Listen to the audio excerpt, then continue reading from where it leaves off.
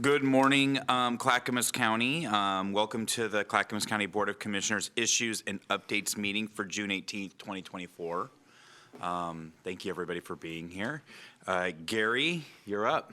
Thank you, Vice Chair West. So all commissioners are present today. Online is Chair Smith and Commissioner Schrader.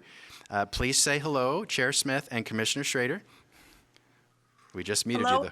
There's Chair Smith. Hi. There's Commissioner Schrader. There's Chair Smith. Thank you. Chair Smith has asked Vice Chair West to chair the meeting because he's in person, and Commissioner Shull and Savis and Vice Chair West are in person. We're adding two things to the agenda that are not noticed at the approval of Vice Chair West. First, there has been a measles outbreak in Clackamas County. So Dr. Sarah Present, our county's medical director, will give a brief update and then answer any questions you may have. So thank you, Dr. Present, for being here with very short notice. And Rod, you can come too. Rod Cook, Director of Health, Housing, and Human Services. Thank you for being here. If you could give a quick update and then answer any board questions. Absolutely. Good morning. Is Thank your you mic- for is your- inviting me. Right, thank you. Is it on? Make sure your mic's on, it's green button, and then just reintroduce yourself. Thank you. Thank you. Check. Where's the button? There's a little... Those two buttons, those two don't have buttons. Oh, they They're don't have always buttons. live. Oh, my Can you mistake. hear me? I'm sorry. You're good, yes. You're good. Okay. Thank you. Thank you, commissioners, for inviting me to give you an update. You may have seen in the news, and I believe that we did give you an update yesterday before the press release went out. We do have what was being called an outbreak of measles. There are 3 cases, 2 in one household in Clackamas County and 1 in Marion County. So when you have separate households, it does reach the level of outbreak. When we have a case of measles, we work really closely with the case to look at where they may have been exposed and where they may have exposed others. I do want to be very clear that if you are vaccinated, you are not at risk at this time. The vaccine for measles is very safe and very good at protecting you. All 3 of these cases were unvaccinated. They all became symptomatic around the same time, which suggests they were exposed at the same time, and that exposure has not been identified. So that's one of our big concerns, is there may be unidentified cases of measles still in the community. Also in the press release, we will go through very carefully with who they may have exposed, including healthcare settings. So cases may have sought health care in a way that we can identify everybody who could have been exposed and identify them and reach out to them directly, ensure vaccination status, and discuss potential plans if they were to become ill. This case was admitted in ER, basically, at OHSU for a few days. They did everything they could for infection control. But there were potentially some unavoidable exposures there, which was why that was put out into the press release as well, because there's no way of identifying everybody that might have been in that area during that time frame. So that is the situation. We are continuing to work with our partners in Marion County, at OHA, and at Multnomah County to get more details and try to identify other cases, and particularly where these cases may have been exposed.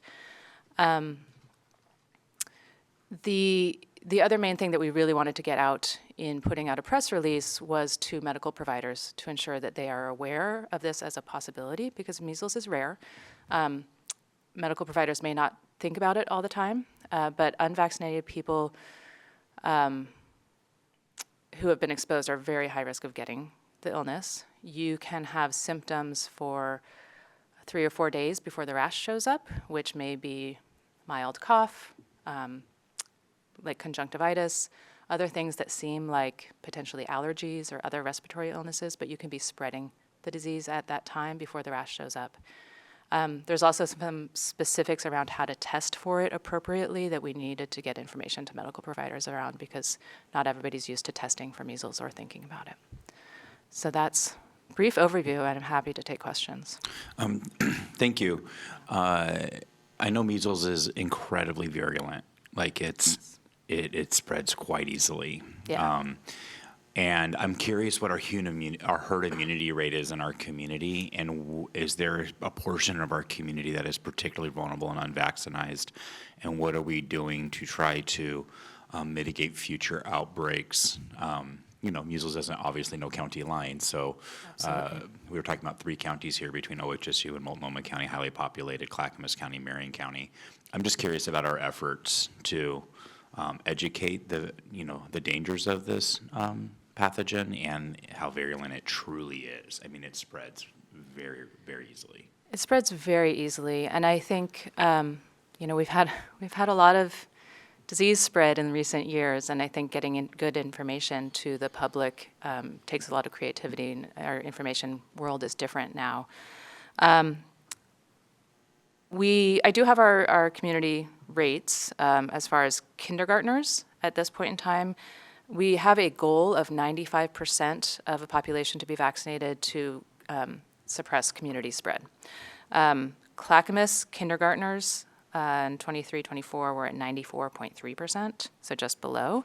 That is the lowest in the region. Multnomah had 95.3%, Washington 97.1%, and Marion County at 96% of kindergartners fully vaccinated for measles.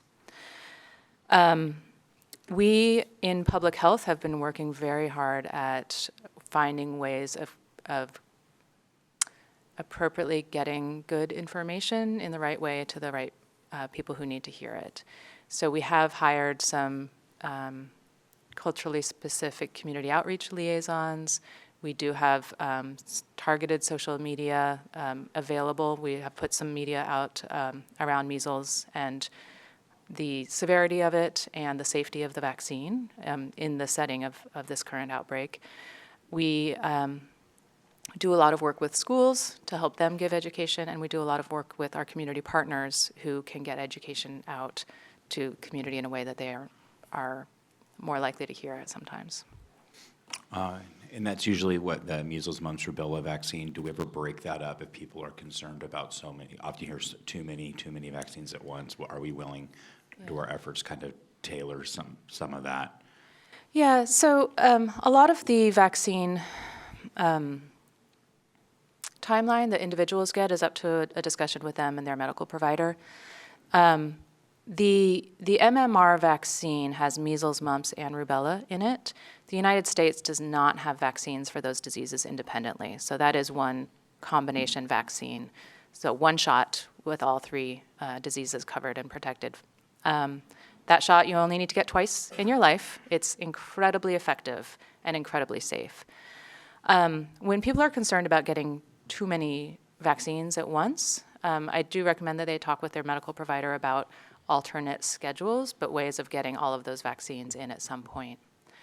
I can say I was concerned when I was pregnant about my daughter and whether we should give all the shots at once or if there was an increased risk of allergy or, what are the risks of lots of vaccines at once versus spread out over time. I looked at a lot of the allergy and immunology data myself because I was trained to do that and decided that the schedule that the CDC puts out is actually the safest, the most protective against, immune issues or allergies that people are concerned about getting from too many vaccines. So there is information out there that the CDC schedule is actually the safest. And getting that many shots at one time is safe and fine. And honestly, most babies don't remember it. It's harder for the parents. Yeah. Thank you for that. Commissioner Scholl, you're up. Yes, good morning, Dr. President. Good morning. Is this outbreak unique to our county and Marion County in Oregon, or are there similar outbreaks in the nation? Yeah, so these are the first cases in Oregon this year. There were some cases in Washington around end of 23, early 24. However, there is a huge increase in measles cases across the United States. Our vaccination rates across the country have decreased in the last couple years, and travel has increased. There are more cases around the world, and they are coming into the United States and spreading with decreased immunization rates. I So see. this year we've had 154 cases in the United States, including these 3. 2023, there were 58 cases in the United States. Okay, thank you. And what about for pregnant women who have been vaccinated with measles? What is the danger to their fetus with this disease? If they've been vaccinated, there is no risk. Okay. They're all not right. at risk. Okay. And then we mentioned we had a press release. My question is, are we doing everything we can to reach those parents of those 5% of our little kids who have yet to be vaccinated? I would think that we are doing everything we Okay, can. I could okay. also invite up our Deputy Public Well, Health that's, Director to okay, talk that's, about our no, that's resource plan. fine. And then also, parents can go to the clackamas.us/vaccinations, if I'm not mistaken, on our website to learn about the clinics closest to them that can provide their child with this vaccination. Absolutely. So, okay, so, thank you. Commissioner Savas. Yeah, a couple questions. One being, how's it spread? And secondly, what is the demographic of the unvaccinated that we need to be concerned about? So as Commissioner West mentions, it's incredibly infectious. It is an airborne viral disease, and so when we think about like flu, we think of it as being a droplet disease. So you cough directly on somebody, you spread it through those respiratory droplets. I don't want to bring up COVID because it's very different, but there was a lot of questions around the airborneness versus droplet spread of that disease. This one we do know is an airborne virus, meaning the viral particles are very small. They can stay in the air. If you are within, we really say within 3 meters of somebody and you're unvaccinated, you have 95, 98% chance of getting the disease. The virus can stay around for up to 2 hours and still be infectious after somebody leaves an area. The most infectiousness is within that 20 minutes after somebody leaves an area.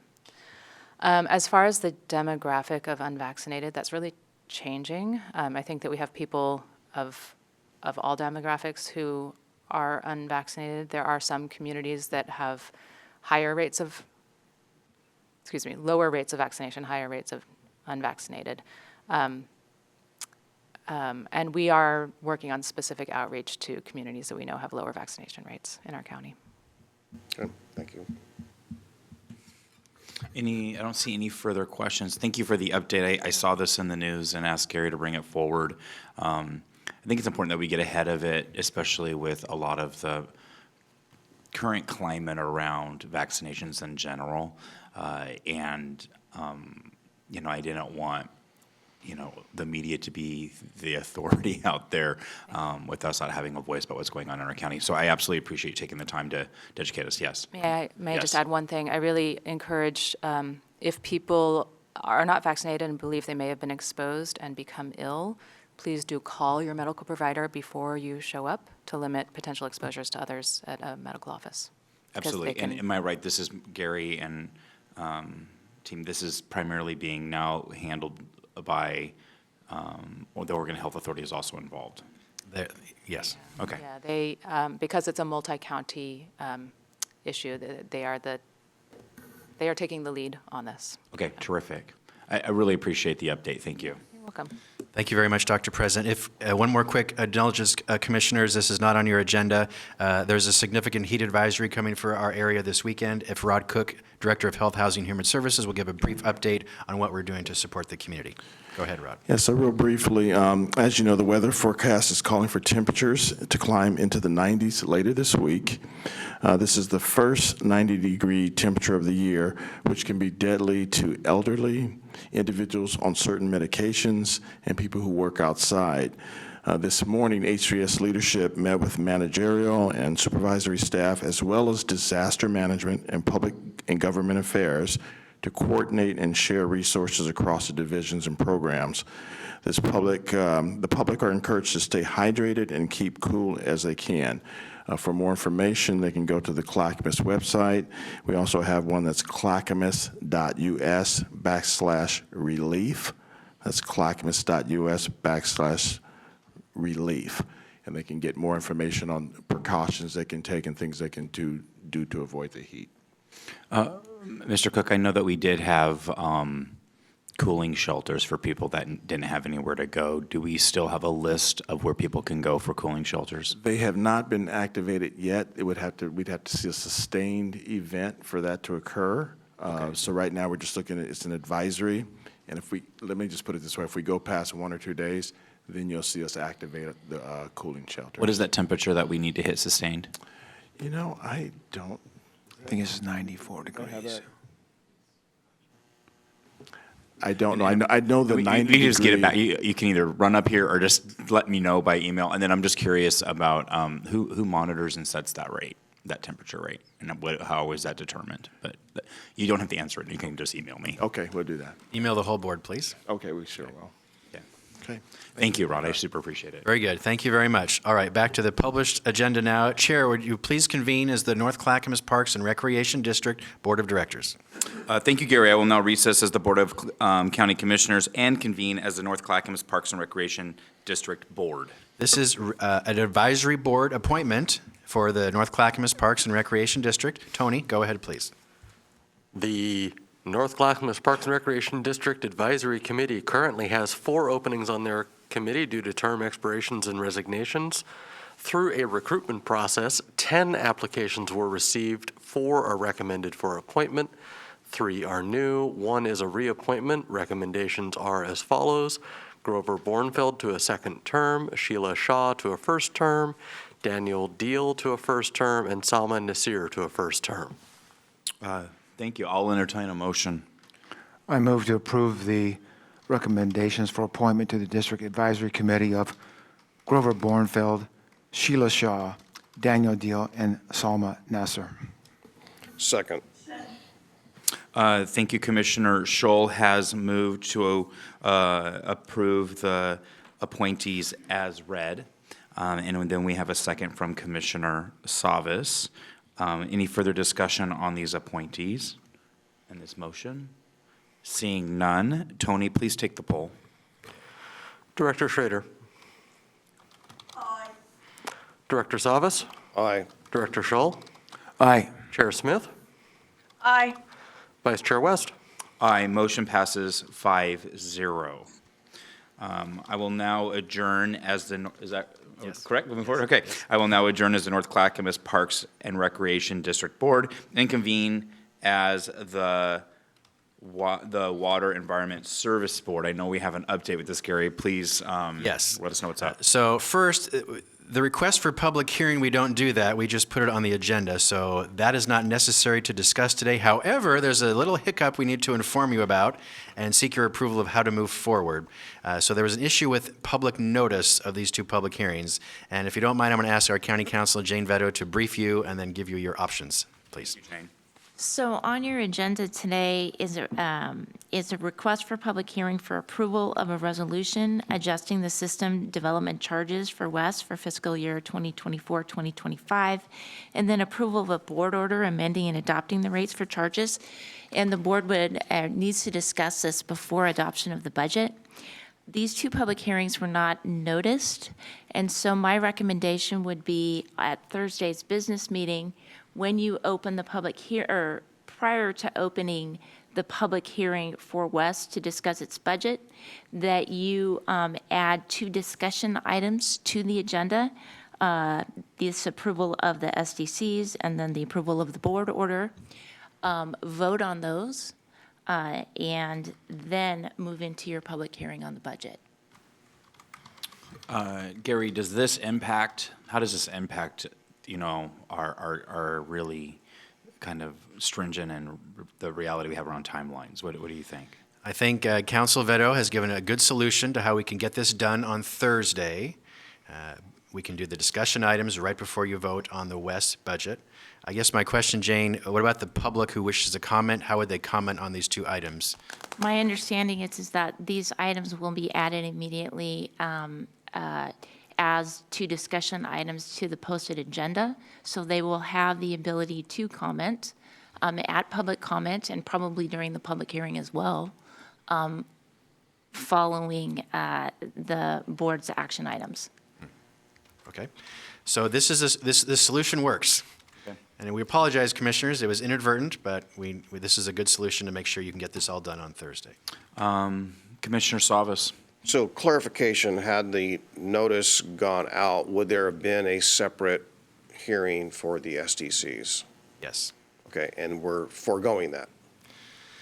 Point of Correct. clarification, we are foregoing it. However, under the statute that governs this, a public hearing is not actually legally required for either of these two actions. Can I follow up by clarifying, is it best practice and common practice for the public to expect that hearing? I think it is. I think that's how Clackamas typically does it. But, you know, just as a point of reassurance for the board, I don't think it's legally required. Does anybody else have any thoughts after that comment? Tootie or Martha, any comments? Yeah, I do. Commissioner West, I'm fine with this. Okay. And the only other option would be to hold this over to another business meeting. I don't think we want to do that. And if we're legally fine with it, let's just proceed. I agree. Of course, this hasn't been a precedent for us. We hope it is not one. So with that, I'll entertain, do we need a motion? Don't need a Nope, motion, You just but- need direction?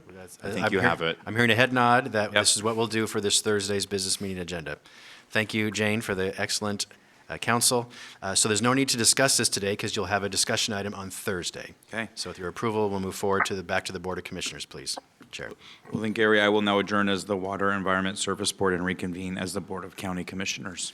Thank you. You're now meeting as the Board of County Commissioners for the rest of this agenda. Next is consent agenda for the Board of County Commissioners. I'm going to jump ahead one to Transportation and Development because Dan needs to leave. So this is Transportation and Development. Item 1, approval of a contract with Sierra Santa Fe Corporation for the Redland Area Chip Seal Project. Total value is $1,919,777 for 6 months. Funding is through House Bill 2017, County Road Fund. No county general funds are involved. Dan Johnson, Director of Transportation and Development. Go ahead, please. Thank you so much. Thanks for the courtesy of advancing this. Hey, real quick, you're very familiar with the fact that we're working on a project, a roundabout project over off Childs Road, essentially Childs and Johnson to be more specific. We've had significant advancement to our final design. We're looking for one minor amendment to our current On contract. Santa Fe, Dan. You're saying Childs Road. That's not what, yeah. Santa Fe Corporation, Redland Area Chip Oh, Seal. then I'm totally looking at the wrong one. Just joking. How'd you like that intro, though? That was great. Okay. Yeah, hey, public improvement contract is for the Redland Road Chip Seal Project, which is going to resurface approximately 47 miles of roadway in the Redland Park Place and Oregon City areas. There are 62 roads in the project, and primarily the roads include 62 miles. I got to double check that, 62 number, but essentially they primarily include South Redland Road, Henrici Road, Bradley Road, and Hatton Road, Fishers Mill Road, and Ridge Road. Essentially, this is a chip seal for the treatment to the roadway. It's part of the maintenance program that we do throughout the county.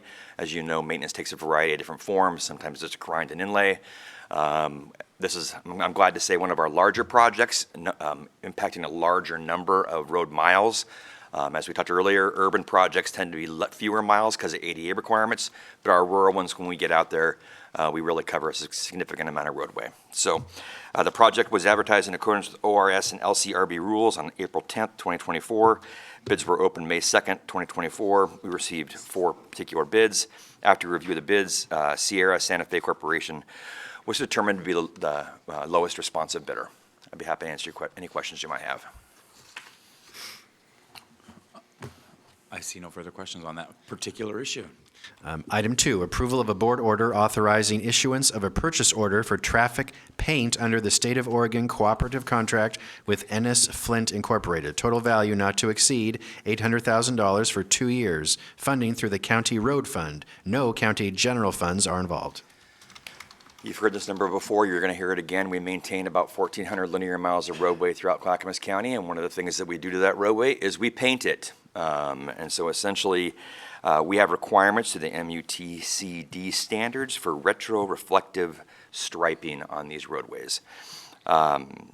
Basically, this is providing traffic paint for the center lines and the edge line striping for the roadways that we build in on an annual basis through our maintenance program. This purchase was made off a cooperative contract with the state of Oregon through its Department of Administrative Services. A notice of intent to purchase was issued on May 21st. No comments were received at the time of closing of May 29th. Happy to answer any questions you might have. We're buying paint. Terrific. Commissioner Scholl has a question. Yeah, Director Johnson, this is a total value not to exceed $800K over 2 years. Do you do this based on just as required? I mean, you find a stretch of road that needs new paint, and you do a subcontract on it? Is that how you do this? Well, this is just purchasing the paint, so we're actually applying this. So, but fundamentally, the amount of data that our transportation maintenance program collects on one of the single biggest public assets that we have in Clackamas County is astounding.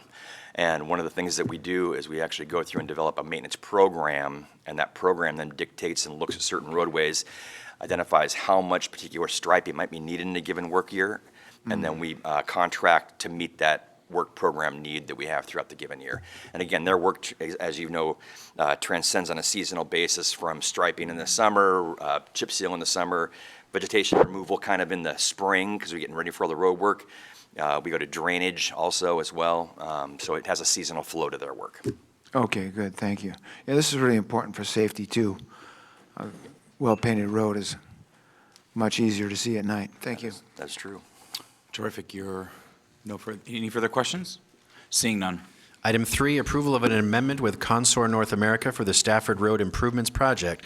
Amendment value is $379,343 for a total contract value of $2,207,760. Funding through the Community Road Fund and countywide system development charges. No county general funds are involved. You're very familiar with the fact that we're developing and designing a project over at Childs Road and the Stafford intersection. Also includes improvements to Johnson Road. Essentially, we're looking for an amendment, and I want to highlight some important facts from this amendment. It is a portion of the amendment is design. We want to, and this amendment will finalize all particular aspects of that design and then allow us to develop what they call a final design set, which we can put out to bid. Okay. And so of this work, about $156,000 is the design work that would need to be done to finalize that, to get a bid set ready. The remainder, the $223,000, is essentially for construction phasing services. Those construction services include engineering of record for site visits, meetings, submittal reviews. We have requests for information on a lot of these projects when we bid them, so it's basically their assistance with our capital program to respond to any questions that might arise. I will note the fact that, there are continuing discussions about this particular project, and that we don't have a date set to bid the project, but it is important to honor the funds we have spent to date to at least get a final design complete, no matter when we bid the particular project. And so this amendment will allow us to do so. Dan, what do you think is the timeline before we see ground break here? It sounds like we're close. Well, Ish. It's been a little dramatic, but close-ish. I know we had targeted trying to bid the project in October of this year with construction starting next year. Yeah. We will not meet that. We don't believe we're going to meet that schedule, but we are still trying to bid it in 2025. But there are some discussions that are occurring regarding property acquisition, and based on those decisions and those actions, that'll dictate kind of when we go out to bid on it. If those are successful, then we will hopefully be under construction in 2025. So am I correct, we may need to see what the city of Lake Oswego does with its voters regarding that specific property that's impacted by this roundabout? That is one of the issues that we're addressing, correct. So let's say we wait, it all gets all kosher, we get through the election cycle, then what does that, I'm just curious, what does that timeline look like once we ideally get through that? Depending on how that discussion advances, right now, if the stars align, we would probably hope, and this is a rough estimate, we would hope to hopefully to bid the project instead of October, possibly December, Okay. January. Yeah. Okay. Because the intent is to minimize any delay, to honor the discussion that's going on with the city, number one, but then minimize any price increases going forward. And to do that, we need to shrink that bid date and keep it as close to October as we can. Okay, that's more optimistic than I thought, thank you. Chair Smith. Chair Smith, you are up. Thank you. The last time we had this discussion, there was concern that any delay would have an increased price in this project? What are we looking at? Are we able to hold the prices on this? We don't, right now, the ability to bid it as close to the original estimated bid date reduces to the best of our ability, any particular price increases. Obviously, the final price will be dictated by the bids we receive for construction, but we are hopeful that those come in pretty close to our engineering estimates. The bid climate has changed a little bit, and our engineering estimates have changed a little bit. We're getting more bidders on these projects, which are good. And our engineering estimates are assuming more inflationary impacts to the construction costs, so they're a little more accurate. So there's closure between those two. But again, Chair, the question is great. It really comes down to the ability to not delay the project an entire year. If the project is delayed a year, we would estimate there is a price increase that would be in the hundreds of thousands of dollars. So Dan, if there's a price increase, who picks that up? well, that's a discussion we can have. Right now, the discussion would be what exactly is that price increase? Is there the ability for the current funding sources to assume that price increase? I've also talked to the county administrator about other funding sources that might be available. That's a discussion we'll have to have if and when those numbers come in higher than estimated. My understanding is the county was ready to go on this project, and it was efforts outside of our control outside of the county's control that has delayed this project. You don't have to answer that. I just wanted to get that on the record. I think you're correct, Chair, is that the city of Lake Oswego and their constituents need to work through their process, and we're being amicable to that and friendly to that, and understanding the public process is important and allowing them to go through that as we are ready to improve their community. Any other questions on this roundabout that we are all acutely watching? I see none. All right, Thank you thank so you, much. Dan. So we'll move back to elected officials, consent agenda, the Sheriff's Office, item 1, approval to apply for the Bureau of Justice Assistance fiscal year 2024 comprehensive opioid, stimulant, and substance use site-based program grant. Grant value is approximately $1,600,000 for 3 years. Funding is through the U.S. Department of Justice. No county general funds are involved. Captain Malcolm McDonald from the Sheriff's Office. Go ahead, please. Good morning, Commissioners. Seeking approval to apply for the grant, this would allow us to expand our MAT program in the jail and add some community-based coordination targeting those that are on probation or post-prison supervision that utilize the jail at a higher level. We've had very good success with COSAP grants in the past. I'd like to say their previous COSAP led to our current MAT program, which our MAT program in the jail is a model for the state. And in particular with our partnership with Oregon Health Sciences University, which a lot of legislative work focused on it, and I think helped result in some dedicated funding to jails around the state. So I think it's a really good opportunity for us to improve what we have and hope to be a model if we receive the grant, or improve our model. Questions? Commissioner Scholl. Yes, good morning, Captain McDonald. How you doing? Good. Good. You know, one of the areas in our county that's got a real problem with addiction, substance abuse, is Warm Springs. Now, we only have a little bit of Warm Springs in Clackamas County. Most of it lies next door in Wasco, I think. Do you have some outreach in this program to help our citizens out there at Warm Springs? If I recall correctly from some work on the impacts grant that we have with parole and probation, there is some coordination built into the jail with the tribes in Oregon. So individuals that come in that identify as being a tribal member, there is some coordination. But we're always open to improve that coordination with the tribes in Warm Springs specifically if it is needed. I know there's some community-based providers in the county that support individuals releasing from prison. I think we have one program specifically for women. So the door's open.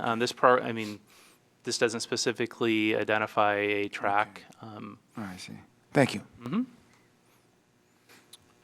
My question, looking through my packet here is all printed out. I am missing this piece in my packet, but where, can just refresh my memory as I hadn't get a chance to be briefed on this beforehand, and that's not on you by any means. No, that's okay. I just wanna- happy to. Yeah, so target some. it spurs a couple questions. Who is the grant through again? Could you remind me as I was digging through, So looking for the it is brief? through the Bureau of Justice. It is their comprehensive opioid stimulant and substance use site-based program grant. And it's $1.6 million over 36 months. We are strategic in here. Normally Clackamas County, since its population is smaller, wouldn't be, this full amount wouldn't be available, but we're going to highlight the impact that our neighboring counties have on us, in that impact to ask for additional funding. Specifically, we want to add a second MAT coordinator to target the warm handoff or the coordination on the community side. Our MAT coordinator really focuses on those in custody and does their best on the warm handoff. With an additional partnership with health centers, kind of modeling after the partnership we have with CSAP, but really focusing on individuals that are community-based, that are on supervision, releasing from jail, either on a sentence or on a sanction. So that is the goal, really, to enhance that opportunity when someone's in custody, to engage them and create an opportunity for them to engage in recovery. Yeah. And I don't know if you can answer this next question. It's a little medically Yep. regarding MAT. So I know we use methadone pretty regularly within our MAT program, our medication assistance treatment program. Am I right? Methadone is, It's commonly used in the treatment of. well, in the community is, but not specifically in the jail. We're working on having access to methadone in the jail, just because Okay. individuals come into jail that are on a methadone program, and we're, based on my understanding, obligated to continue that methadone treatment, but methadone wouldn't be something the jail would be starting someone on unless we just ensure that they continue on it, is my understanding. But Okay. Are we bridging them to Suboxone and Sublocade? We may. Using those two Yes. medications? We have the best way, the full menu of options for someone to start on a Suboxone or Sublocade. Yeah, you're going to go into the side that I don't have the direct medications, but the full menu is available to ensure individuals don't go into detox. The goal is, once we start that medication, that we can connect them to a community-based provider so they can have that opportunity to continue on it, and engage in a treatment program, should they, whether that's just medication-assisted treatment or actually engage in a treatment program, outpatient, intensive outpatient to some level. So. Last two questions. Are we seeing some pretty good outcomes, and have we ever received this grant before? Is this new funding? No, we previously received a COSEP grant. That is how we developed an MAT program in our jail that funded our first MAT coordination in the jail. We partnered with OHSU, who conducted the research side of that, and they did some publishing, and it was highlighted in the legislative session, and impacted the funding of 4002, some of that work. So we had really good outcomes, and that also helped with the partnership with CSAP and ensuring that we had that continuum of care. If someone is placed on MAT in custody and transfers into CSAP, that working with health centers, that medication can continue while they're there. Perfect. Thank you. That answers my questions. I appreciate it. Any further questions on this program? It's terrific, and I'm glad that we're leading in it, and you guys are doing great work in the jail system with MAT. Thank you so much. Yeah, hopefully that we're very competitive for it. Thank you. We just hope we get it. Any further questions on this or comments? Seeing none. Thank you. Thank you. Thank you. Next, consent agenda, Health, Housing, Human Services. Item 1, approval of a renewal amendment increasing funding and duration of an intergovernmental agreement with Multnomah Education Service for Medicaid Administrative Claiming Coordination Services. The amendment value is $3,860 for 1 year. Total agreement value increased to $63,256. Funding through the state of Oregon. No county general funds are involved. Rod Cook, Director of Health, Housing, and Human Services. Go ahead, please. Good afternoon, Commissioners. Medicaid Administrative Claiming, or MAC, is a key funding source to cover the gaps of work not covered by direct Medicaid billing. The contract provides a stable, reliable funding source with minimal staff effort. Amendments to this contract to change the payment methods, increase funding to pay administrative fees, and extends the agreement term. Any questions regarding this, anybody? Seeing none.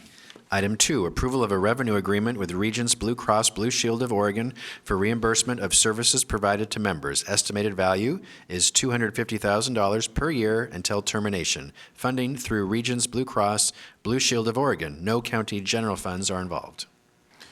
Yes, this provider agreement allows the Health Centers Division to bill for reimbursement for services provided to Regents members, which is anticipated to generate an annual revenue of $250,000. In fiscal year 22-23, under this agreement, the Health Center Division provided primary care and behavioral health services to 670 Regents members. Any comments? Seeing none. Item 3, approval of a revenue agreement with Care Oregon for the Primary Care Payment Model Program. Agreement value estimated at $1,950,000 for 1 year. Funding through Care Oregon. No county general funds are involved.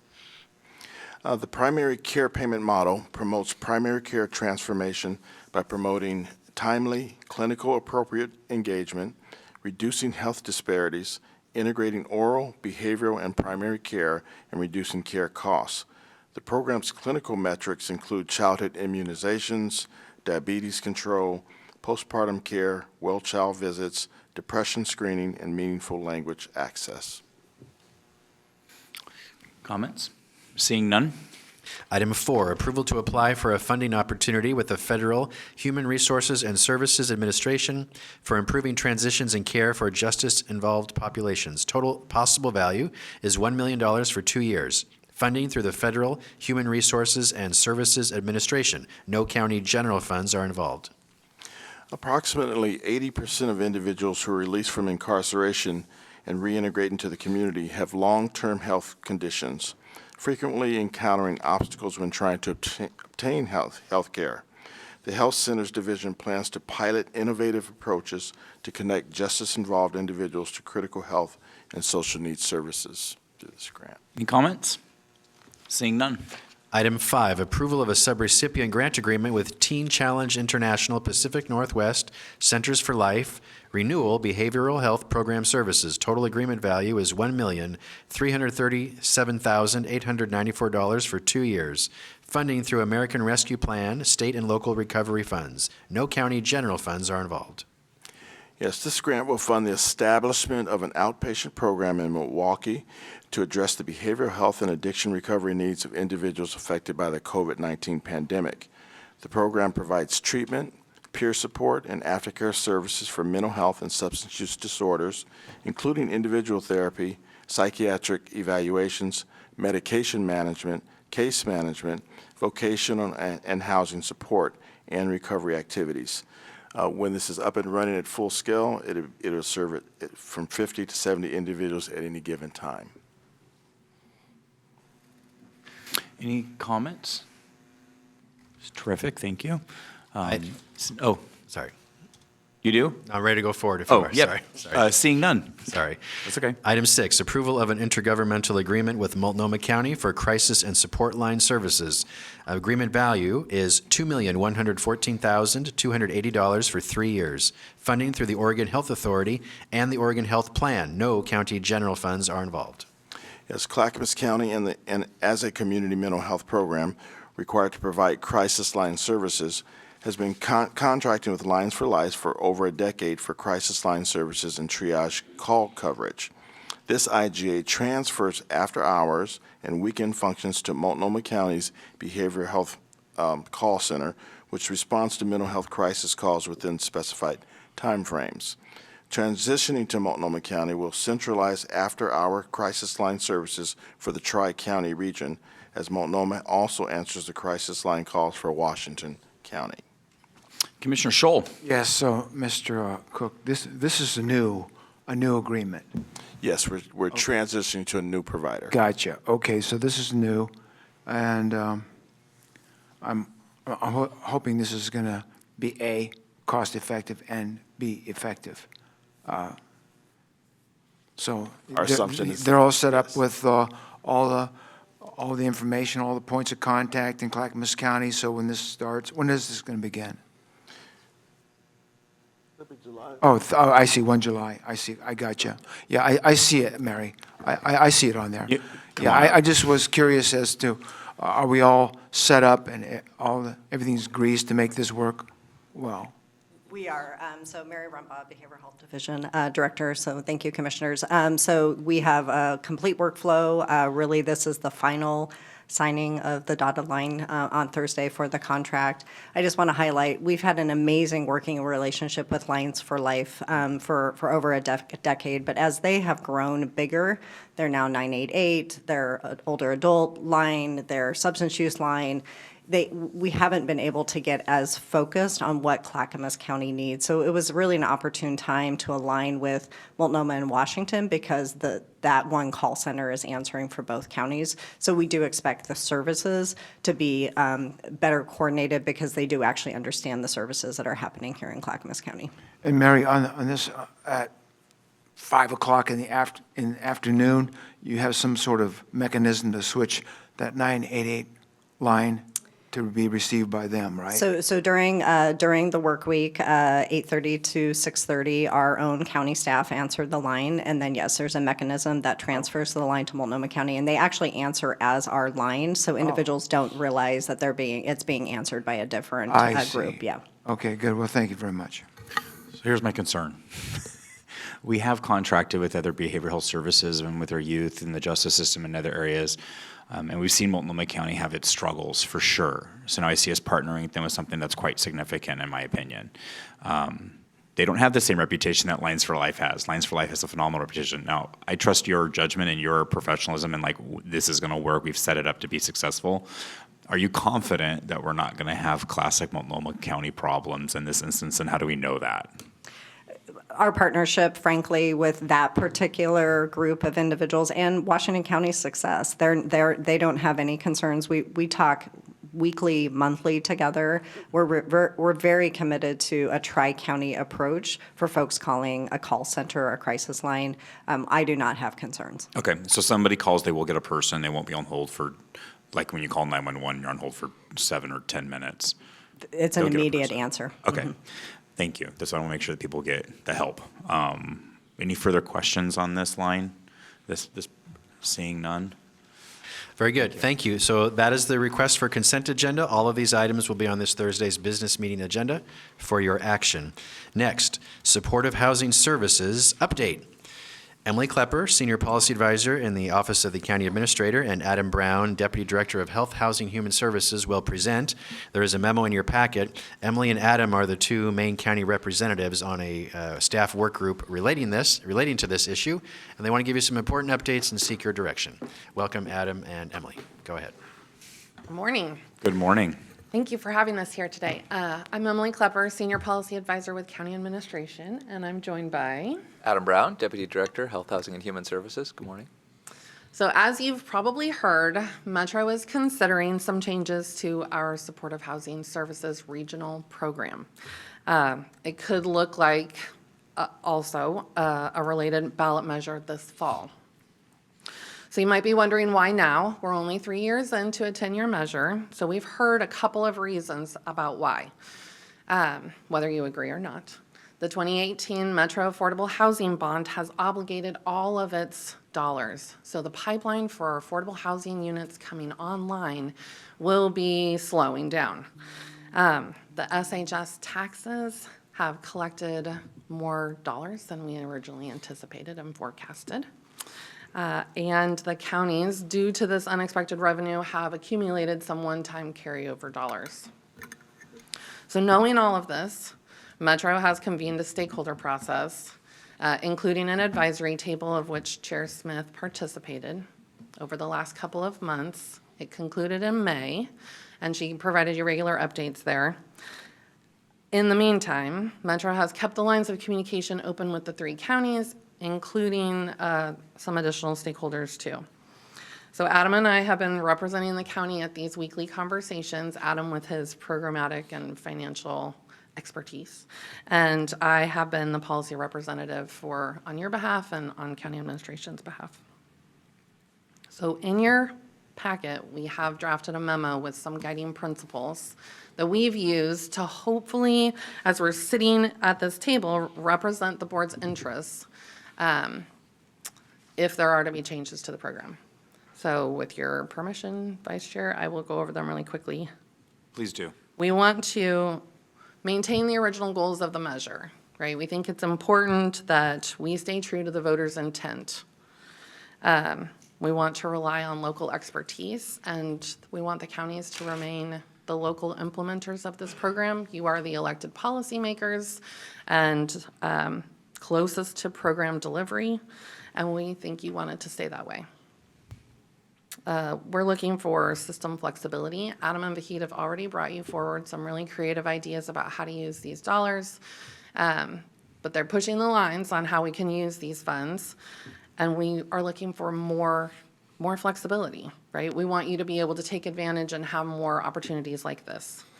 And then finally, we think it's important not to change the flow or distribution of funds.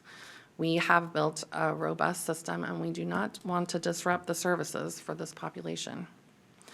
So, having said that, Metro staff is preparing a recommendation to take to Metro Council. This is planned for July 9th, so just a few short weeks away. And we do anticipate hearing something that includes a variety of the following: a change to the existing tax rate, expanding the use of the funds to hopefully include some of that flexibility for the counties that we were talking about. Specifically related to affordable housing development, right. which Metro has opined is not currently allowable under the uses of measure funding. And either an extension or an elimination of the current sunset, which is 2030. So the ballot measure, just to be clear, is an amendment to the existing program. It's not replacement. So if it fails, we are still able to continue with the program that we built today. So I've given you a lot of information. I'm going to stop, see how you feel about those guiding principles, if we missed the mark on anything, and then if you have any questions or other comments. I already see it lighting up like Christmas on my little board right here with comments. Commissioner Mark Scholl, you were first. Yes, thank you. Good morning, Morning. Emily, Adam. The guiding principles that you just went over, I see no problem with them. But I'm concerned that when our staff meets with Metro on this issue, that we do not come across with encouragement on the idea of extending this supportive housing services measure to make it permanent. I believe that with almost 7 years to go to the sunset of the current SHS measure on 31 December 2030, we have a lot of time between now and then to prove to the people that the current SHS dollars are being used in an effective way to significantly make progress on the housing issue. So again, I support your recommended guiding principles, but again, I caution you to come across in a encouraging way regarding making the SHS measure permanent. Thank you very much. Understood. Thank you. Commissioner Savas. Yeah, I got a number of concerns, and being around since this was first, before it even put on the ballot and how it came about, I got a very vivid memory of some of the bumps along the road. And overall, I think the guiding principles cover some of that to some degree. However, I'm quite unsure as to what the Metro Council is actually doing or why they are doing what they're doing. I understand some of it, and I think that it's odd that we are at this juncture today, July 9th, just around the corner, and as I know it, we don't have any documentation from Metro about what they're doing or thinking. and they haven't approached us, the board, with any of that either.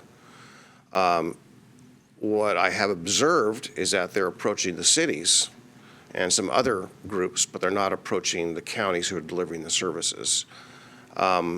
That's not right.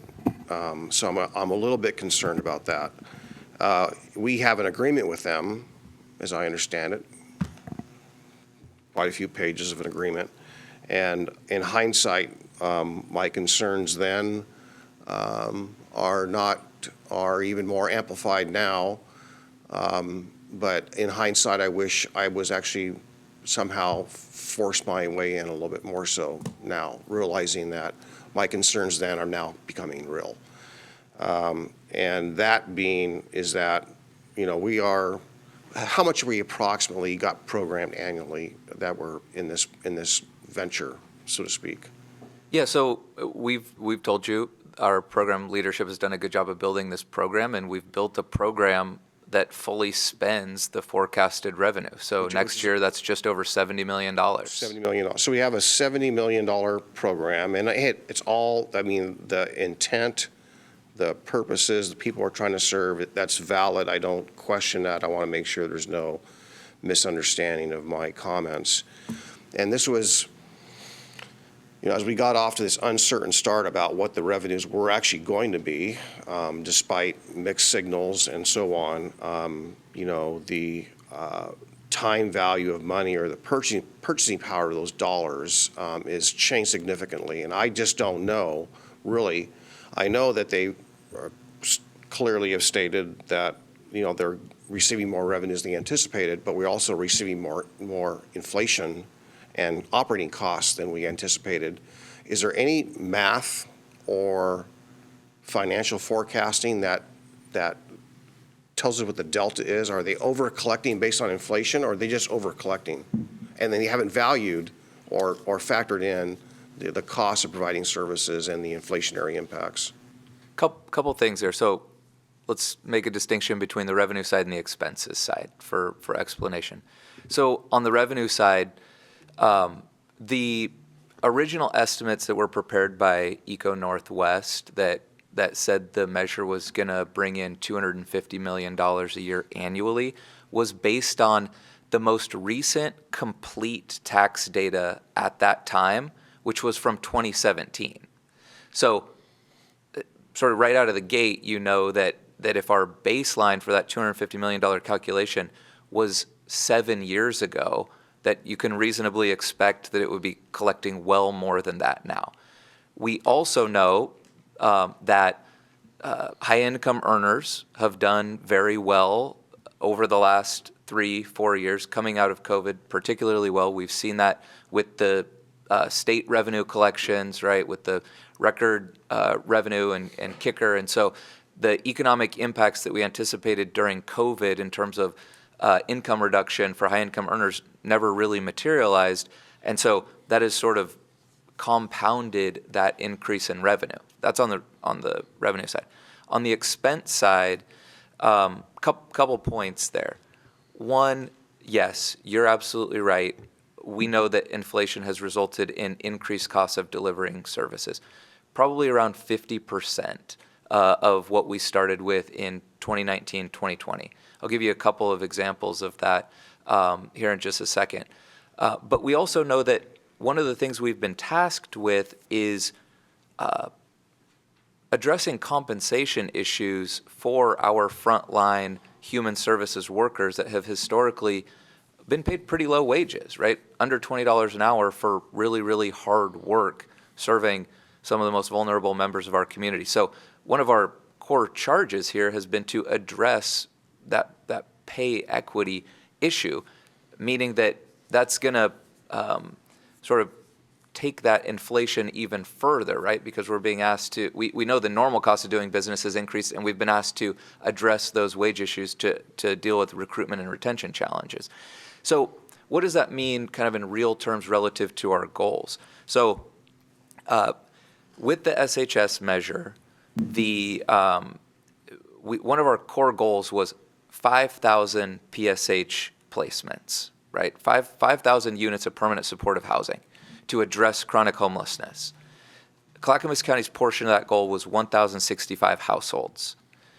To celebrate our success next fiscal year, we're going to achieve that goal of 1,065 placements into permanent supportive housing, which is one of the reasons you see a reduction in chronic homelessness in Clackamas County. That 1,065 goal, if you use the service delivery costs from pre-2020, it was that the average cost of sustaining permanent supportive housing, which is a rent subsidy and supportive services, was about $10,000 each for those components annually, or about $20 million a year, just over $20 million, okay? Next year, when we achieve that 1,065 goal, that cost of sustaining those households will be about $45 million a year. So it's about doubled. Now, just as a point of reference, the $250 million number, Clackamas County's share of that original revenue number was about $48 million a year. So if we, that number has been floated a lot in these conversations around, hey, we're collecting a lot more. Remember, it was just $250 million. Well, yeah, so let's do the math here. If Clackamas County's cost of sustaining those 1,065 households has gone from about $20 million a year to about 45, in a world where we only got $250 million, that would leave us $3 million to do everything else. Outreach, rapid rehousing, rent assistance, et cetera, the recovery-oriented infrastructure we're trying to build. So in many ways, the increase in revenue has allowed us to achieve the original goals, which we would have struggled to do in a world where the revenue hasn't increased in this way. Well, yeah, so you're really touching on and addressing, validating, I guess, my concerns, but with more technical sense, or at least parameters here. I didn't know the numbers, but I certainly understand what's happening out there in the marketplace. So you also touched on something else that is a concern, that is, you talk about wages or commensurate with, well, you didn't use those words, but let's just say behavioral health specialists. We don't have enough of them. We need to draw them in from wherever they are, other states, but the pay scale is not commensurate with the cost of living. So I don't know what those calibrations or recalibrations are, but I'm just wondering, or concerned, both, that we as providers are realizing that. We as providers of the service should be thinking about that along with the state, and it doesn't necessarily seem or sound, I'm not hearing it from Metro, that they're calibrating for that. They're not thinking about that.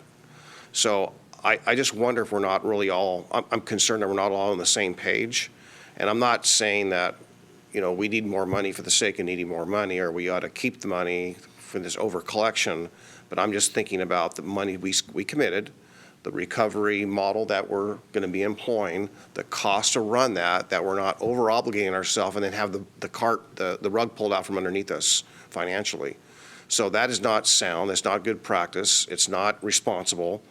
And I'm upset by that. And I'm upset that the lack of strategic thinking that I'm not hearing. I'm not hearing it from those folks, that they have other ideals or goals or whatnot. So government has to be a lot more thoughtful and on the financial side of this, and looking at the labor pool side of this, looking at all these costs. And if they're going to, I saw the packet, I've heard the stuff, they're going to extend this, whether it's indefinitely or for 10 years or whatever, and then reduce some of that they're not factoring in. I'm not seeing a forecast of what that looks like on the cost side, on the income side, the revenue side. So without that, it just seems haphazard.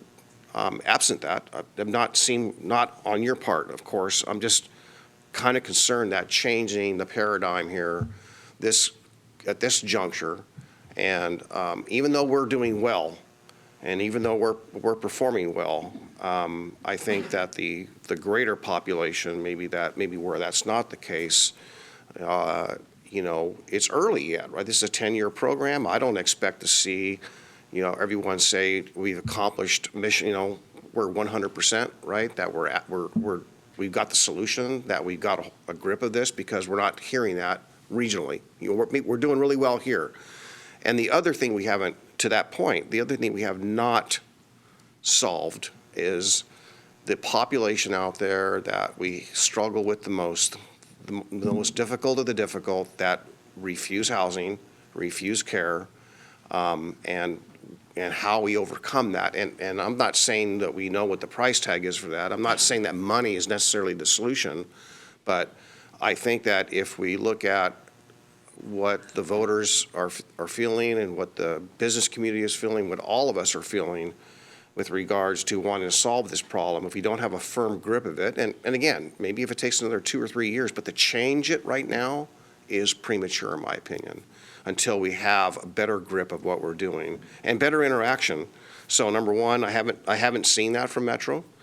They're changing it. I haven't seen the financials that address everything I've already said. And I assumed really that part of the Metro set-aside monies were going to maybe address some of the gaps. Emily, you remember me saying we need more flexibility when we approved the, what was it called? The local implementation plan? Yeah, the LIP. I mean, I thought it was somewhat, I won't say premature, but I thought it lacked the flexibility. And if we're going to have it that rigid, that it was premature to have it that rigid, right? That we needed to be more open-minded and have a revisit of the LIP. Granted, this might go beyond the purpose and the scope of the measure. I get that to some degree, but that's a lot said. But can you at least give me a thumbnail sketch of how much that pot of money is that Metro set-aside is? I mean, we hear about, oh, Multnomah County's got all this money, they're not spending it, or Clackamas or whatever. So what is the set-aside that Metro is sitting on right now in that pot of money? Well, if you're talking about the regional, are you talking about the regional 5% that's set aside? Each of the counties set aside 5%? The SHS, there's at least one set-aside, right? Regional strategies. Yeah, there's two components that are called out. So Metro takes 5% off the top for their administration of the program, and then the funds are distributed to the counties, and the counties are required to set aside 5% for regional strategies of that money. So Metro's 5%, is around $17.5 million a year, given the current revenue collections of around $350 million. Well, let me help me with that. I'm not concerned about what their, well, I am concerned, but I'm not focusing right now on what their admin expenditures are. I'm just saying, how big is the pot of money, the unused pot of money that Metro is sitting on currently of the supported housing services dollars? Yeah. Metro doesn't hold the unspent dollars. They're distributed immediately to us. So if there are one-time carryover dollars, the counties are holding on to that. So Adam's brought you the unspent dollars from Clackamas County, from what we have, and you've prescribed them in various policy sessions. The total number from the counties, though? We can get back to you with that. Yeah. And Commissioner, so we brought you the carryover spend down plan. We're going to come back to you with an update this summer on that, but. Right, I'm not after, maybe I'm misunderstanding it. I thought that there was I'm not talking about the portion in which we have flexibility or we have the discretion to spend up or down. I'm talking about the amount of, weren't we required, wasn't Metro required or us required to hold on a certain amount of money that we couldn't control, right? That we didn't have our hands on. Well, That was like reserves or something of that nature. I thought there was a bucket of money that we don't have control over. excuse me. Yeah, there's a couple of set-asides in the IGA. There's 5% of a regional investment fund. It's not prescribed, but they are kind of tied to the Tri-County Planning Body and the regional strategies were supposed to be creating for the 3 counties. We do have those dollars set aside in our budget. Is that what you're thinking of potentially? Is it the money that we cannot control? Yes, Okay, it's. so how much is that? For Clackamas County, it's 5% of our collection, so it's around $3 to $4 million per year. But we, because those regional strategies are only now being defined, that's a portion of the money that we haven't spent down. Okay. And that we've set aside for that purpose. Okay, I thought that regional thing that the tri-chairs and group, or whatever that was working on, was a certain amount of money, and that we didn't have direct control at our level, that it was a holdout for undetermined purposes. Yeah, I think we are talking about the same pot of Okay. dollars. It is the regional. Okay. And And what's that total regional bucket? I can follow up and get you that info. I know I've taken up a lot of time, but, you know, I shouldn't be asking these questions. They ought to be before us, and that's not really all on you. So I'm not, you know, I'm not critical of you all. I appreciate the good work you're doing, but I think these ought to be before us before decisions are made, and those decision makers ought to have that information and be asking those questions before they even consider, you know, what they're doing right now, and I'm concerned that they're not. we are, the comments you've made are the same sensitivities that we have too. And we are trying to, in all these conversations, talk to Metro about the impacts of any changes to the tax rate or anything that they're considering, what it will mean for the populations we're serving in our program. Well, yeah, well, it feels as though it's a breach of the intent, and I don't know contractually if there's a breach in there, but I think we should at least be looking at that agreement to see if, again, you mentioned $70 million is our annual programmed point or income level that we are trying to build all of this infrastructure, people, investments, and so forth, and I don't want to undermine that. It's not responsible for us to build it and then have the rug pulled out from underneath us. So contractually, I want to be able to look at that, whether that's executive session or legal or both, all the above, but I want to understand what levers have been put in that agreement that protect us. Yeah, understood. Thank you, Commissioner. Thank you. Chair Smith has her hand raised, and then I have a comment, if I may, after that. Perfect. Let's go forward with that. Thank you, commissioners. I have been in attendance at most of all these meetings for over the last year, pressing the Metro to give us the answers that you have, of the questions you have opined today. And my biggest concern in this is voters were asked the question, will you pay more taxes to end homelessness? And when is that going to happen, that we actually put an end to homelessness? Or do we continue to perpetuate the condition within the tri-counties? That has been my big objection, Paul, on all the data that has been presented to us at these meetings. Show me the data line where your homeless population declines. The only thing we hear is we need more and more and more.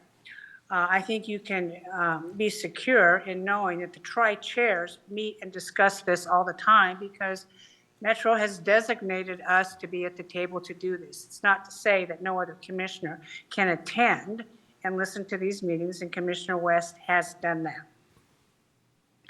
Also, going out for this new measure, I think, violates the current IGA that was so important in the beginning. I mean, Metro pushed the counties, you have to write this and you have to sign this. And to me, that would be abrogating that agreement, quite possibly violating the LIP. And then where do we stand after that? Any new any new question to the voters, we would need a legal opinion on that as well. I do not think we should change. I have told Lynn Peterson, I have told all the Metro people, the staff in charge, and so have the tri-chairs, because we are in effective year 3 on this. But as far as tax collections are concerned, it's only year number 2 that we have completed this.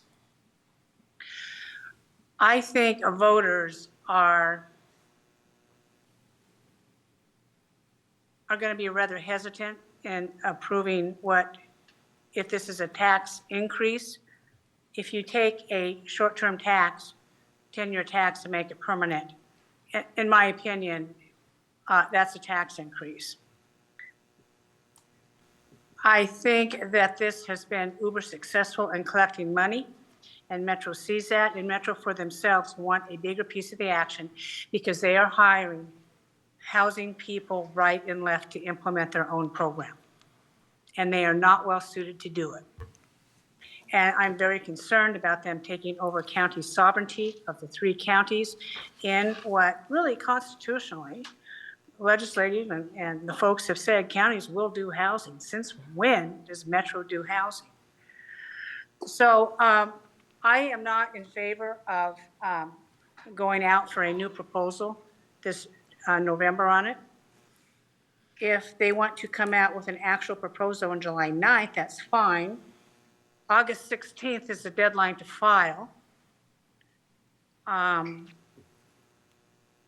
referral to voters, at which time we can take action and file something of our own to the voters and take other action. I believe there's a 2-pronged approach to this. I believe that we need to maintain the goals and voters' intent. The counties need to be in charge of the housing program, and we have to have system flexibility.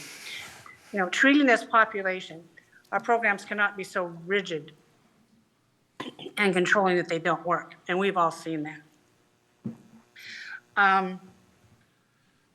And Metro really doesn't like to share a lot of information as we've noticed. And, you know, one week they'll have this intent, the next week they'll have another intent. Some people think, well, you know, we'll just run it out this year. If it fails, too bad. We'll bring it back in 2 more years because the voters will have forgotten what they voted on this year.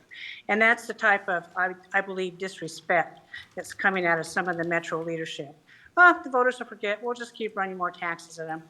It's no big deal. So I have relayed these opinions at our meetings, which I think is representative of the Board of County Commissioners. And so if you have any questions, that's all I have to say for now. Does Commissioner Schrader have a comment? I know we haven't heard from her yet. Her hand is not raised, but Commissioner Schrader, do you have any comments to add? I am here, and I have been listening to all of this. I don't have a hand raise feature on the device I'm using, so that's part of the problem. I do think this is somewhat premature. I think doing an extension this early is certainly not going to be successful. I would anticipate in Clackamas County. I would feel more comfortable if this was further down the pipeline, maybe 7-8 years to really get the data we need, and then to convince people that this is a good thing to continue. But at this time, it feels, my observation is it seems to be that there is additional scope creep at Metro that is always the entity that's trying to find a reason to be, if I dare say so, moving into housing when our housing authorities and the professionals we have working for us and with us do a fantastic job. So long term, I wouldn't be totally adverse to revisiting this, but it's premature at this time. And I really believe we need to show continued success and verify that. And I am very concerned about what I see as Metro scope, creep, because I do not think they have the same level of expertise that the counties have. This is and will continue and should continue to be a county function. So that's what I have to say. Thank you. I haven't opined yet, but I will call on Commissioner Scholl first. Yes, thank you. Okay, so there's been a lot of questions asked here in the last 20 minutes. I understand that the next meeting you have with Metro to discuss this is 9 July, correct? Actually, we meet weekly. The July 9th date is when we expect Metro staff to give a recommendation to Metro Council. Okay. Yeah. I would, because of the concerns voiced here this morning, I would like to see a letter that encompasses all those questions, present it to Metro staff for an answer as soon as possible, so we can look at those answers and then opine on them, and then come back to you, the staff, to take our responses to the Metro answers to your next meeting. I believe that would be a good way to clarify, A, the questions, and B, invoke some answers from Metro. So that's just an idea. Thank you. I think you might have something there, Commissioner Scholl. I believe we have another comment online before I jump in with mine. This is me. Okay, Gary, jump in. Commissioners, you've been consistent on your concerns with this proposal for months. This is not new, but it is coming to the point where the Metro Council is about to make a decision that's going to impact all of our members of the county public. So I would recommend actually what Commissioner Scholl just said. You write a letter that all 5 of you sign now and send it to the Metro Council, because they'll be meeting when you're on recess. And I also suggest you identify a commissioner to be the lead during your recess who can take action on your behalf, and Chair Smith has been doing that, and I think she'd like to do that again. So those are my 2 suggestions for you. Let staff draft a letter that we can bring back to you next week for you to sign, all 5 of you, and then designate Chair Smith to be the lead on this during your board recess. Got a thumbs up here. Fine with that. That's a great idea. Thank you. Sorry to interrupt, Ben. Okay. No problem. Terrific. I'm going to jump in with my comments, and if that's okay, unless, is there somebody? No? I think I can get to, thank you. And I think it all will tie into all of this. It is unfortunate that I don't really know the goal of Metro here. I don't know the plan truly with what's going on with Metro, and what we want to do moving forward specifically with this tax. I mean, we have some things thrown out there, but I know that our goal in Clackamas County is that homelessness is rare, that it is not common. But I like that goal to be expanded a little bit to, just because you're not living homeless on the streets, that doesn't mean the community is healthy. Are we truly getting people to a point, or helping them have that hand up to a point that allows them to have a level of self-sufficiency and dignity in their life, to where they have a story of overcoming a challenge in their life and being able to, at the best of their ability, stand on their own 2 feet and have overcome something. And as a community, we are all invested in that. The government alone will not just fix this. Lord knows if money was the problem, it would already be solved. And I have an example of why I think the voters are going to be very skeptical of this approach to extend this tax increase. It would be an increase if it's forever you pay more, so that means it's a big increase to people. Not everybody has to pay this tax, but it is an impact in our local economy.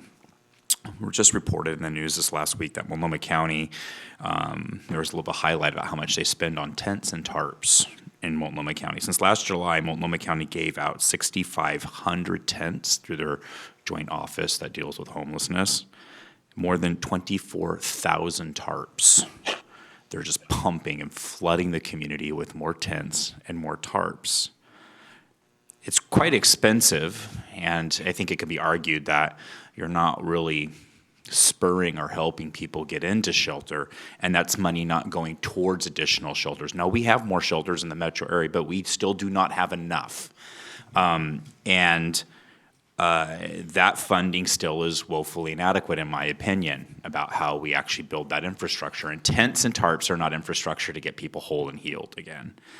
And they passed in their recent budget in Multnomah County. Dr. Mirren was the only dissenting voice in this budget. But $230,000 approximately go to another 6,500 tents. $515,000 for the distribution of 5 million clean syringes under a harm reduction model. Harm reduction model is passing out needles. They call it.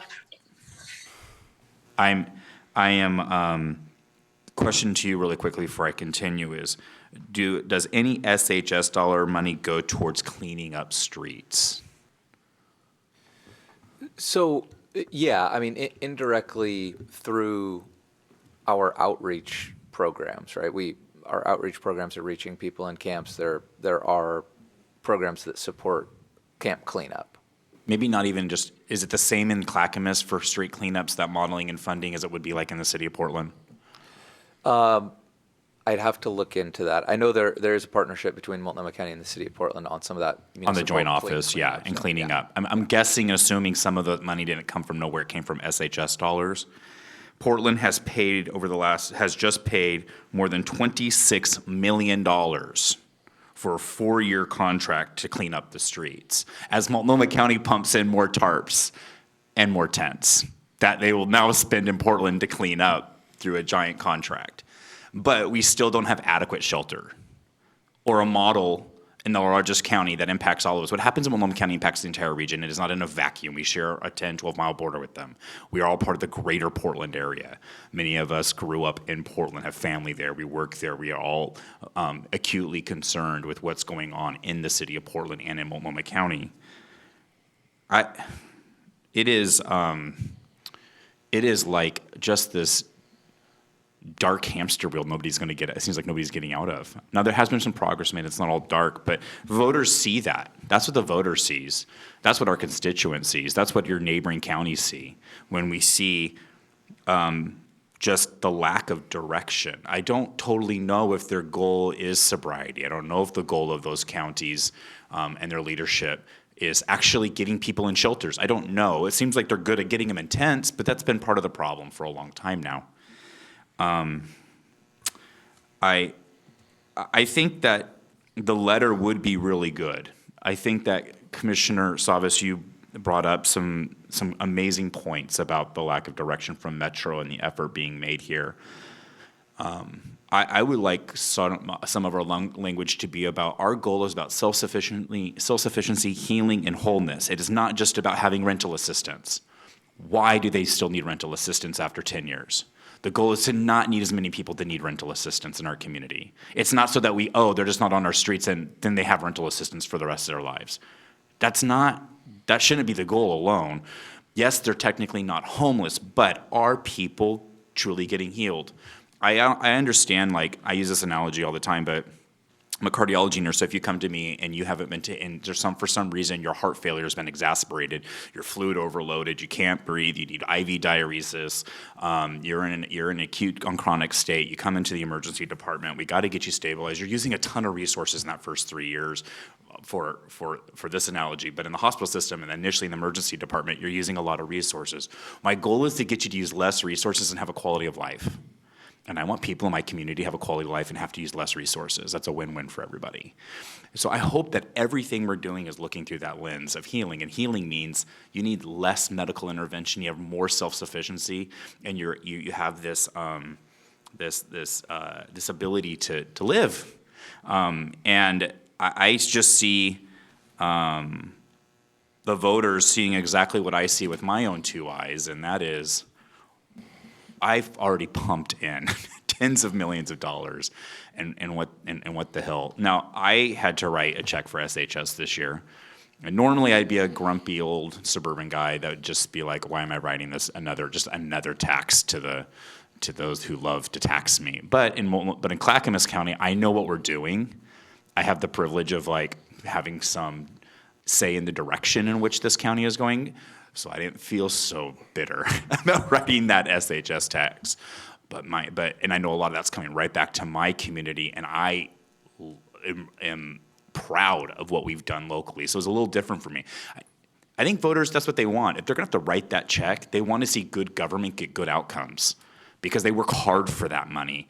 And taxes are just a part of life at times. But if I'm going to have to write that check to deal with a chronic issue, don't ask me for more when I see them managing in my own community, but I can look 5 minutes across the border and still see nothing more at times. When in my own eyes, it seems like is more tents, more tarps, and more of the same. So I think most of our voters in Clackamas County, many in Washington County, feel the same way.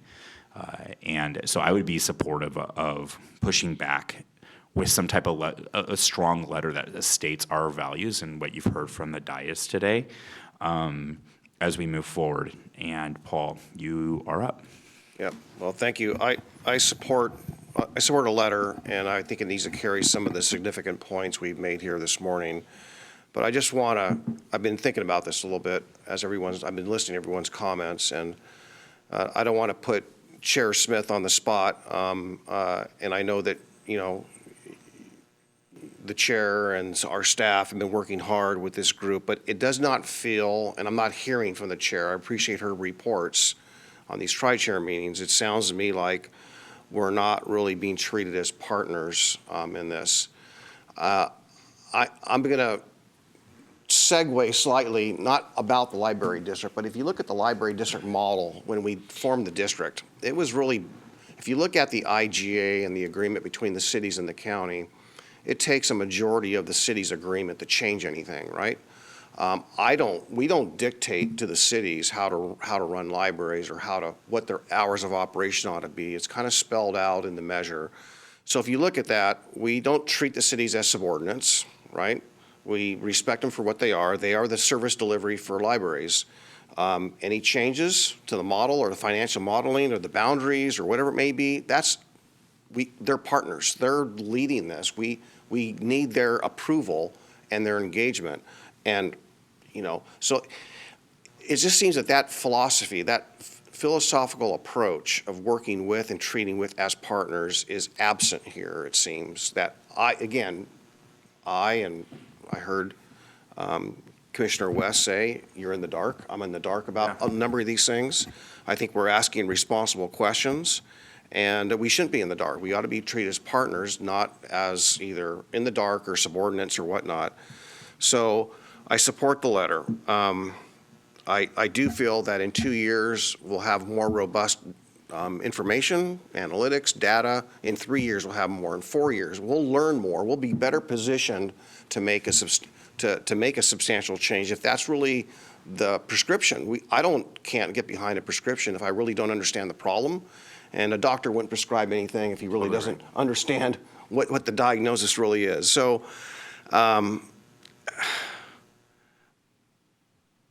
I am concerned that if this model, to your point, Commissioner West, the other thing I gleaned out of that, you're right. This is supposed to be a model in which we help people transition back into normalcy and normal life, be sustainable. And not all of the homeless, there are people that have some challenges and they're more vulnerable and they're not going to be able to. So that part I get. But if this model is not sustainable as originally, or transitional sustainable as originally conceived, then I'm just really wondering if a change in the strategy is somewhat indicative that it's in trouble, right? And again, if we don't understand yet, because it's still new, we're still learning, we're still growing it, if it's in trouble, what is the right prescription? And I don't think we know that right now. And I'm not going to put that as a fault to anyone. But as I mentioned to one of the Metro counselors, we ought to be talking about the successes that are going on right now, regardless of what county they're in. Look at the successes and see if we can't learn from that as the providers. But I'm just concerned that people that are not really the providers are dictating which way we go, and they're not really listening. But I can't speak for your staff level kind of meetings and know what that is. And you guys know a lot about more of this than the electeds do, right? Because you're engaged in this, that's your profession. But it doesn't sound to me that that is being shared, all that data is being shared. And, would we know more in 3 years to be far smarter about how we approach this and tweak it? Is it time to tweak, or is it too early to tweak? That's a rhetorical question, no need to respond, but I'll just stop there. Do you, in your professional opinion, in your guys' opinion, I'm ready to chime in on this, Commissioner West. I've been in the queue for over 20 minutes. Okay, I'll just finish this thought and then I'll call on you, Chair. Do you guys feel like that potentially coming in early with this could kind of poison the waters with the progress we are making? Like it with the vote, if Metro did this? I think it's There's a concern that's being brought up. Well, Commissioner West, you know that I try to show up with this spirit every day of kind of perpetual optimism, that we're best off when we respect each other's opinions, even dissenting ones, and work together towards creative solutions to achieve what's our ideal goal in the long run, and how do we work together to get there? So Emily and I have tried to show up at these tables with that spirit. Are there opportunities here to work together to achieve our long-term goals? If that's what we're focused on, then we're here in good faith to be open-minded and creative thinkers with you. So I want to continue showing up with that spirit, but we've been somewhat guarded because you're right. We think we have unique standing as counties.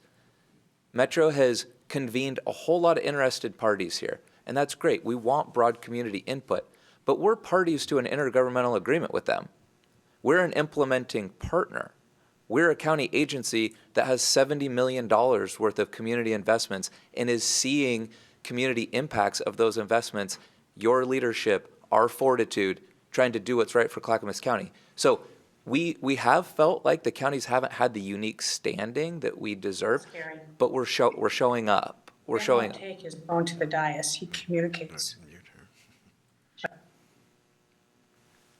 Tell her that she's being heard. Chair, can you please mute? You finish your thought. Yeah, I didn't hear you call on me. Thank you, Commissioner West. Look, for over a year, I have been very loyal and diligent in representing Clackamas County's interests in this. I reported back to the board at almost every business meeting during commissioner communication to report to you exactly what I know. If it's not enough information for you, it's because the information has not been coming forth from Metro. All right? You all have very good questions. You'll have very good input on this. Now, regarding this roundtable meeting, I believe it was Savas that said, well, who's profiting from this? So there were about 10 tables convened, and there were about 4 to 5 or 6 people at each table. And they were all selected by Metro. Okay, the only elected people that Metro selected were the tri-chairs. The rest of them were construction people building out. The rest of them were the nonprofits providing services who have contracts. There was a couple of labor people there. There were a couple of Portland Metro Chamber people there. But beyond that, the room is really stacked for the people who are benefiting from this money. What I think we need to turn our attention to now, commissioners, is the process as we go forward. We do need to send a letter, and yes, I will be the liaison representative during our break because I will be here, and I'll probably be in attendance next week. We need to decide on the letter, what we want in it, but one element is glaring to me, as I have said ad nauseum. When do we end homelessness? Or do we perpetuate it to keep the machine funded? And I'm very, very concerned about that. And throwing money at the homeless situation is not the only solution, as we know. So I suggest we start with a letter. Gary, can you opine and let me know if the letter that's presented today covers all the bases, or do we need to add more to that? We need to add more, Chair Smith, and we can bring it back to next Tuesday's issues for the board's review. That would be wonderful. And we do need to have a component in there of every concern that the commissioners have. And we do need to talk about at what point do we significantly reduce homelessness or end homelessness. I don't think we'll ever end homelessness. We've always had homelessness since the beginning of time because there's people who choose to be that way, but we can certainly make a mark on it. And we have in Clackamas County. So with that in mind, I'd like to move that we go ahead and edit the letter, and then we bring it back for next Tuesday's consideration. I have a motion from Chair Smith that we move and edit a letter to go to Metro to address this specific topic that we've been talking about regarding SHS funding moving forward. Do I have a second to that motion? Seconded. I'll second. I have a second from Commissioner Scholl. And do we have any more discussion on this motion that is before us? I'll just, before you take the poll, I'll say, I think this is a really good idea. I think we need to be very clear with our intentions. The letter needs to be very pointed in a way that makes clear Clackamas County's position. I'm also a little bit curious about what Washington County is thinking during this process. You know, they've also done a pretty good job in their county and been a good partner with us regarding SHS issues, and Chair Harrington, I think, has done a good job leading there. So be just kind of curious what they thought, but with that, I think we have a consensus here, and I think that's good, and we need to communicate clearly for the record. I will call the poll, Tony. Commissioner Savas. Aye. Commissioner Schull. Aye. Commissioner Schrader.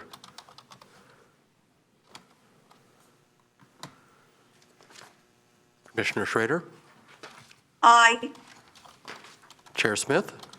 Aye. Vice Chair West. Aye, motion passes 5-0. Do we also need direction on the recommendation provided by staff regarding these principles that we just laid out, or is that kind of encompassed in the letter? Do you have the clear direction you need? We have clear direction. Thank you. We've heard everything you've said today, and we'll listen to the tape again if we need to. We'll have a draft for you next week to review. Perfect, thank you. Thank you. Thank you for your presentation, I appreciate it. Great, thank you. Commissioners, does your schedule allow going over the noon hour? Does anyone need to leave at noon? Hearing none, I'm okay. going to take off. I have to be at the legislative meeting at 1, so I can go for a little longer. Okay, great, thank you. All right, next, International City County Management Association dues for your county administrator, that's me. These are annual dues to this organization. I find it very valuable to help me be the best county administrator I can be for all of you. The dues are $1,200 for annual dues. It is paid from the general fund, and it is budgeted. However, I need your permission, I'm asking your permission for the county to pay my dues in this association. I would be grateful if you would consider that, please. I am totally fine with it, I think it's money well spent. Schulk is a thumbs up. Paul, we have 3, and then online, what do Ask for we? a motion, please, if you Oh, we would. need a motion? Why don't we? Yeah, I will move to approve the dues to the, Gary, to the, International City County Management Association. That's a mouthful. yes. Do we have a second? Second. We have a motion to approve the dues for this association that Gary is a part of. I will not pretend to try to repeat that acronym or that, it's a mouthful. And we have a second from Commissioner Savas. Any discussion? Seeing none, I'll call the poll. Commissioner Schrader.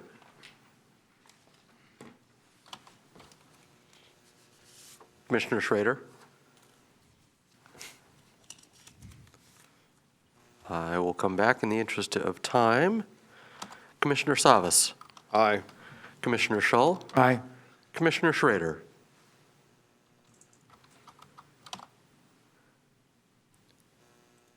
She's on mute. Okay, We need to vote, Commissioner Schrader. You're on mute again, Commissioner. all right, let me. There you are. Microphone is We're on. good. We can hear you. Yeah, she's back to mute. Okay. Why don't you just go for it, Tony? Chair Smith. Aye. Motion passes 4-0. Moving forward. Great. Next, library funding policy session. I know you had a spirited debate at last Thursday's business meeting. Today, I'm seeking only what specific items would you like staff to prepare a series of policy sessions for you to discuss library funding in Clackamas County. Please don't debate the issues today, but just give direction. What would you like us to have on the agendas for future policy sessions related to libraries in Clackamas County? Certainly, I heard what you said Thursday, but if you wouldn't mind clarifying it again, please. Thank you. I also plan on being in Salem by 1, just for the record, to finish out the OACE, the Association of Counties meetings that are going on the last couple days. I want to be at the afternoon meetings. I missed the morning ones. Please keep the conversation within the scope in which we're talking, so Schrader and I and others can make it to their afternoon meetings if possible. We just want to give some direction. And I'm going to kick it off so we can maybe stay in those lines. I want to talk about the possibility of going to the voters to increase the millage rate and to have a systemic improvement on the O&M funding for all of our libraries. I think that's really the fix. That's what we've got to do. The millage rate is 20 years old, and we can't have piecemeal asks from libraries here and there, and then who's got theirs and they got theirs, I didn't get mine. That conversation is not productive for the county, I believe. So that is my ask, is that we start to look systemically to improve to get the millage rate current, updated, and where it should be, so that we can move on from our libraries living in scarcity with their O&M budgets. And there's a significant difference between capital improvement and O&M funding. And we think that we should be aware of that. There's a long history here, but that's my ask. And I will open that up to other commissioners. Savas, you're up. Yeah, well, just to be brief, knowing the time constraints, I think that as decision makers, we ought to be informed and educated and understand all of the ins and outs of the current IGA and the formula funding. So I'm not here to prescribe if there is a boundary issue as growth is taking place over the 20 years, or if the formula needs to be readdressed. But I think we need to understand the formula, because it was very clear from the comments that were made last week that maybe there's not an understanding or even the existence of the formula beyond the distribution, but there's more than that. It's how it's calculated. So understanding so just to clarify, so I made my point. I think we understand the formula, and I also want to understand what the needs are of the individual libraries.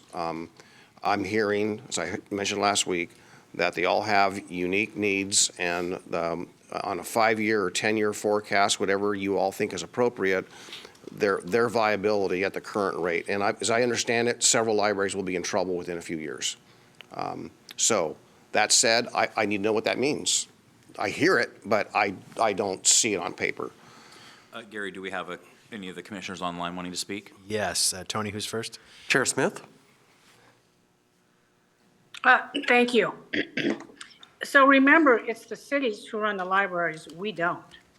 So any conversation or change in what Commissioner West wants to do has to be with the cities in mind and having them at the table, or we're just going to be doing all this for naught. I do think this is hugely contentious.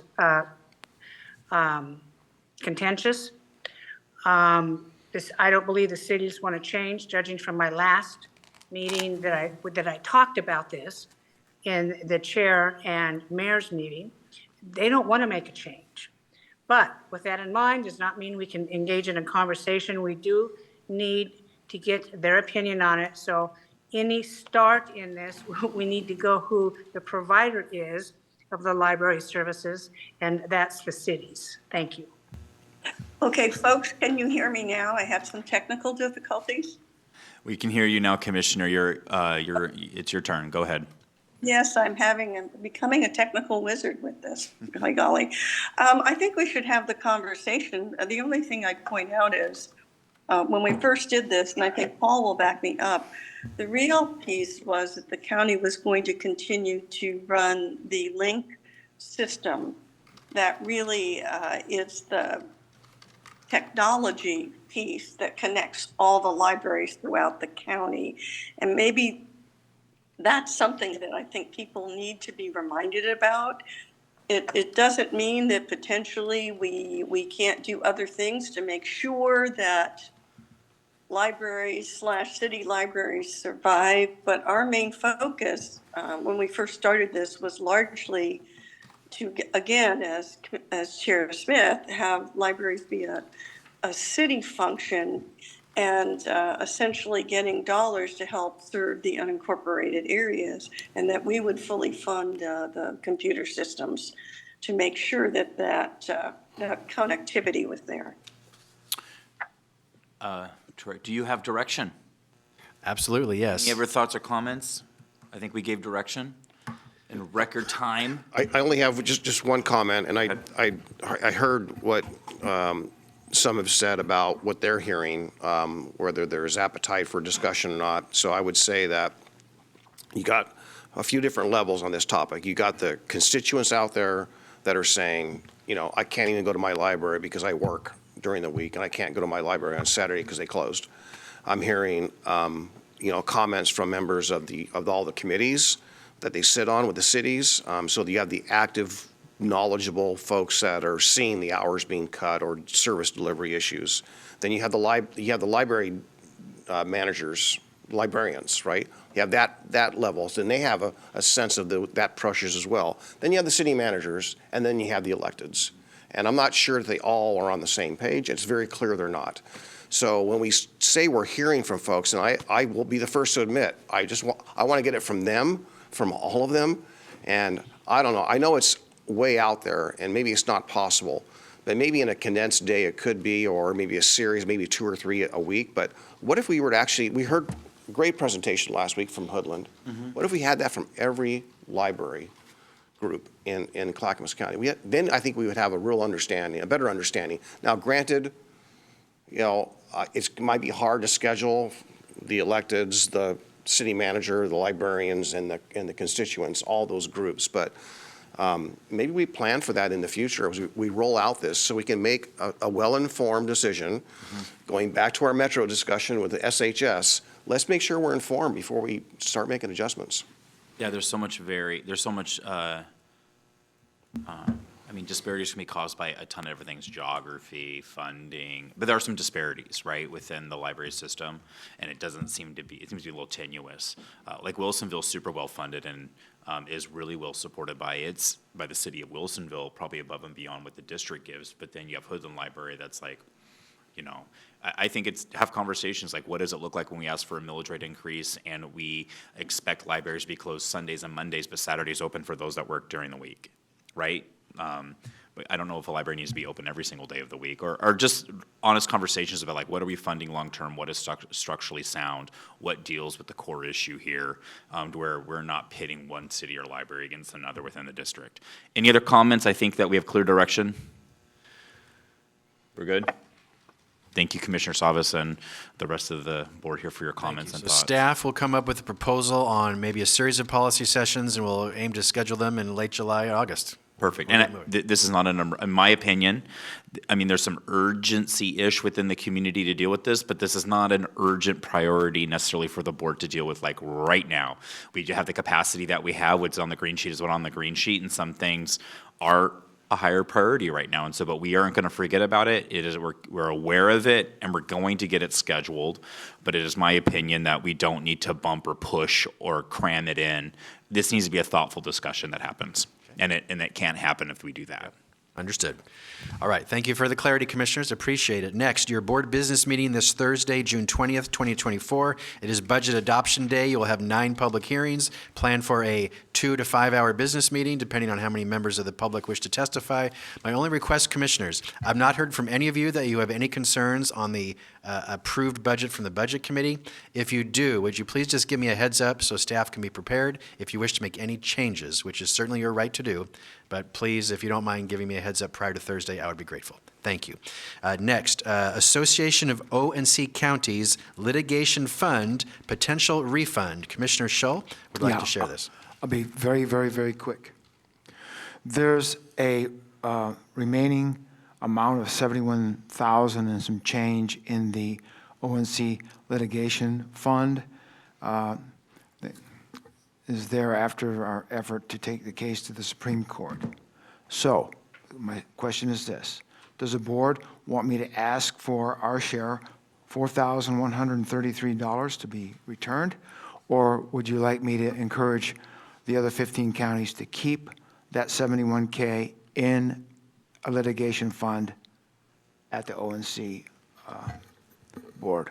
I'll speak for myself. I'd like to keep the fund there for potential litigation that is probably going to be pending considering what we're dealing with. That's my vote, too. Is everybody? Okay, that's 3, so I'm done. I'll let them know. Oh, We we wanna have a keep it thought there. from somebody on. Chair Smith? Yeah, you know, there's a couple people online here. I agree with Commissioner Shaw. I think they should keep the money. Okay. All right, thank you.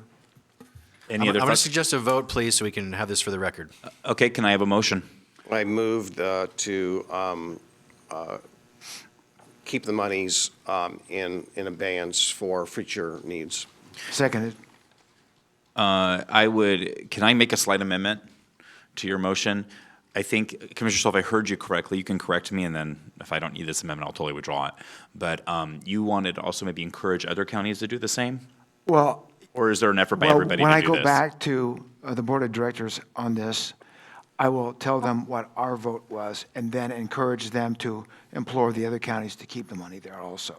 So we all act as I'll one. make a friendly amendment that would be our position, that the other counties join with us.